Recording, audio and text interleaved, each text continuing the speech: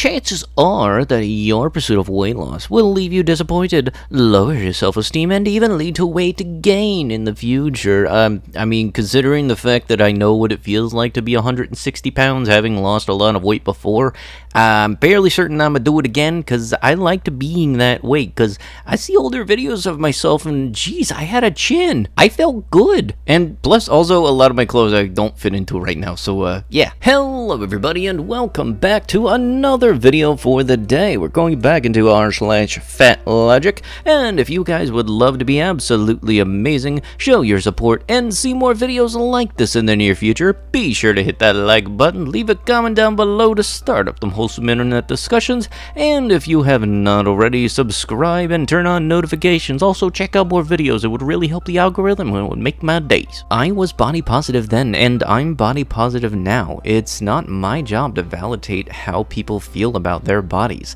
I feel bad that it's made anyone feel horrible about themselves, but that's not my job. Adele on some fans' negative reaction to her weight loss, #one night only. When it comes to the whole body positivity movement, a lot of people I feel get it confused with the health at every size movement. The body positivity movement is something I'm very much for because growing up I was bullied a lot because of my weight, and even though after losing a lot of weight before, which I intend on doing again and will do again, I'm still going to be all for people having confidence in their own body, regardless of their size. If they want to feel happy as who they are, that's perfectly fine. Just don't bash anybody else for having a difference of opinion on their body. Monitor your child's social media consumption, not their sugar consumption. I mean, a whole lot of both at a very young age can be bad for your health, whether it be physical or mental health, and that's not good. There's a reason Facebook has a requirement of you being 14 years or older, and for some reason everybody seems to ignore that. You can be underweight at any size. Everyone has a biologically determined happy weight range,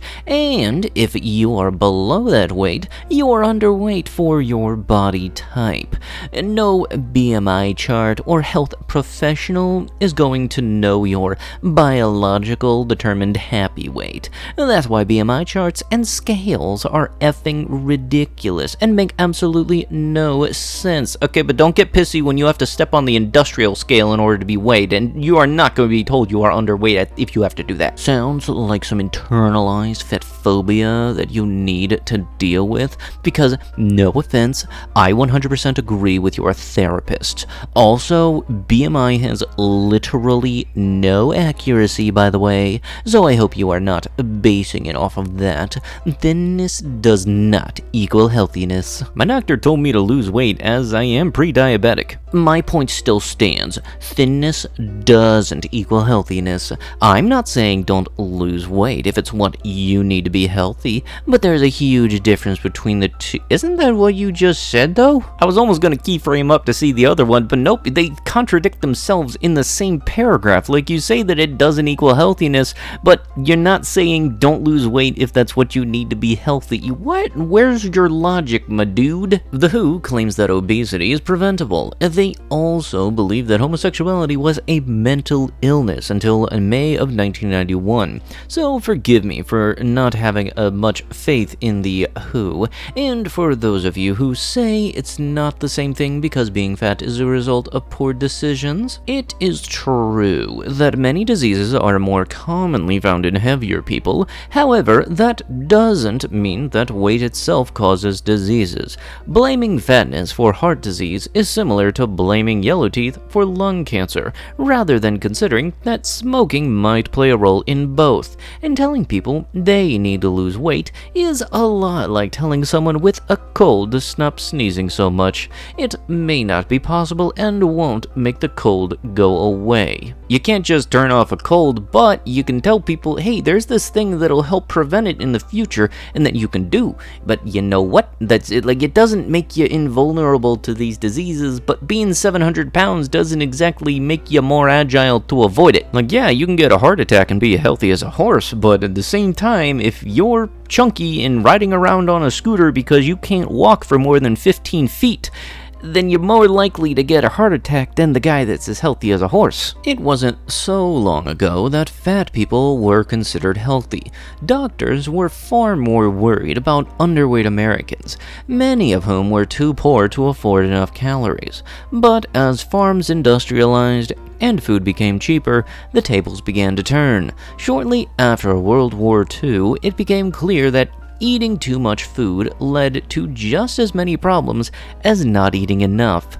Insurance companies noticed that their fatness policyholders were significantly more likely to die early than those of average weight. Celebrating weight loss, even when it's a result of intuitive eating and having more compassion for your body, is still a commitment to thinness and still perpetuates fat phobia and diet culture. Yeah, you can copy pasta this all you want. It doesn't actually ever prove any points. My doctor just told me I was borderline overweight and to eat more vegetables. So while we were looking out for each other, I told her hair's dry and brittle and to use a moisturizing conditioner. Hey man, you want to know what the main difference between the two of yous is? You're a dick and she's just doing her job. Unpopular opinion: if you have to restrict and torture your body into a smaller size, you were never meant to be that size. There's this theory called Setpoint weight theory. It's described as the weight our bodies want to be at to function optimally and feel our best.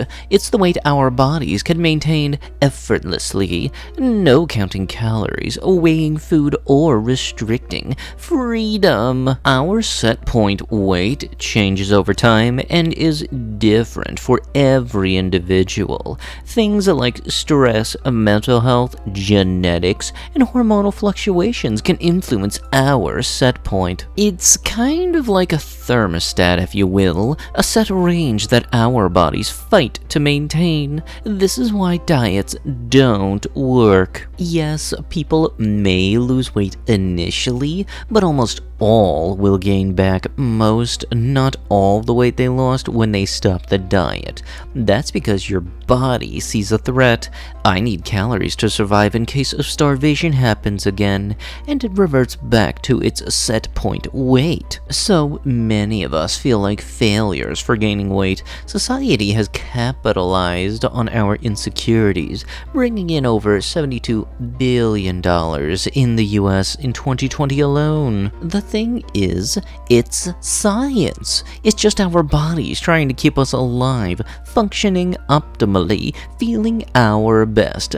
That's why we all come in different shapes and sizes. You are not a failure for not fitting into society's standards. Society has failed you for making you think that you are the problem. Yeah, you know, because instead of working to fix something, let's make it so that solution is what you currently are at. And also, really, you're playing the starvation famine spiel again. I'm pretty certain it's not like a superpower where you can just turn on starvation mode. It's more like an evolutionary trait or something. So, do you know something's coming that we don't? I've been experiencing some uncomfortable, and I wanted to know if anyone else might relate. Does anyone else find explicit discussions of exercise triggering? I have a straight-sized friend who has recently started going to the gym and loves to talk about their workouts and how tired they are afterwards, etc.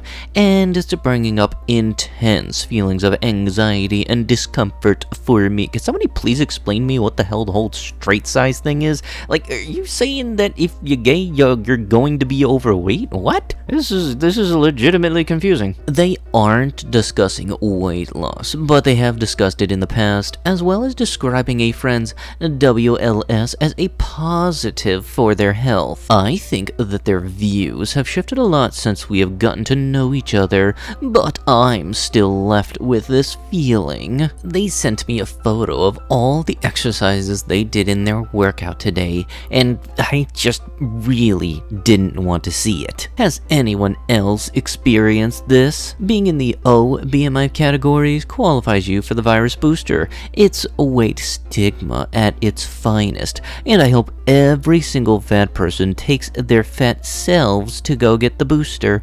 If you asked what a chronic health condition qualifies us for the booster? The most honest answer is anti-fat bias. I mean, I didn't exactly wait around too long to get my vaccine shot, and the fact that I listed myself as obese because I was within that weight range, it didn't exactly fill me with confidence when I did so. BMI is how thin people make sure they are the only ones who get real medical care. BMI literally is thin people stealing the resources fat people contribute to the healthcare system in our taxes and insurance premiums that we do pay, okay? Fat people pay taxes too, a-holes. BMI is how thin people steal and hoard medical care for themselves only. Thin people need to shut up about who is using too much health care when they are taking everything I put in while I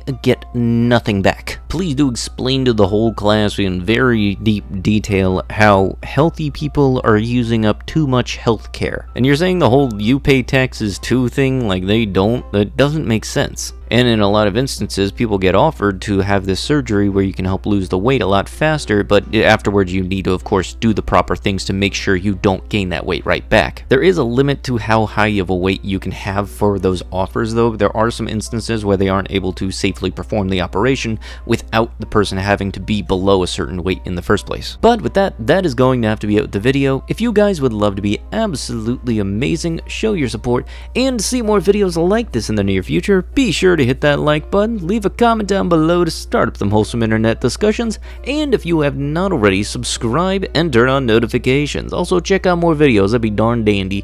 I'll be sure to see you guys in the next one. Thank you so much for watching, and bye-bye.